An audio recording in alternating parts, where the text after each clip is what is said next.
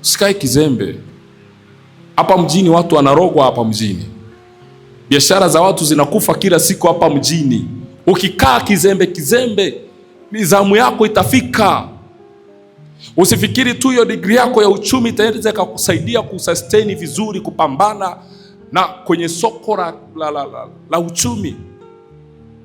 Soko la uchumi ni jambo la kiroho. Kuna watu wanatoa sadaka kushika fursa kwenye ulimwengu wa kiroho. Wanatangaza, wanasema kila tenda ambayo itatangazwa na serikali, hiyo tenda nionekane mimi. Yametoa sadaka, yamenuiza. Unashangaa kampuni yako inafanya vizuri na watu ambao wana weledi, na watu ambao wana uwezo, lakini haipati tenda.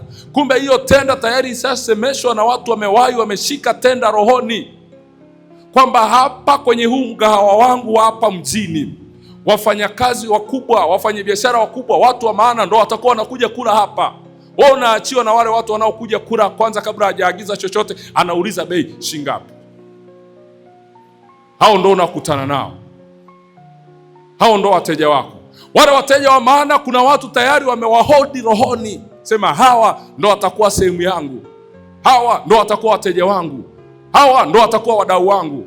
Lakini wewe uko tu pale umezubaa.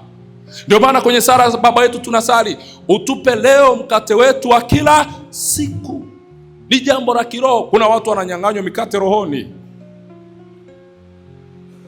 Kunyang'anywa fursa ni kunyang'anywa mkate. Kunyang'anywa tenda ni kunyang'anywa mkate. Kunyang'anywa wateja ni kunyang'anywa mkate wako. Kunyang'anywa ajira ni kunyang'anywa mkate wako. Kukosa ajira ni kunyang'anywa mkate wako. Zembea hapa mjini bro, tutakusahau.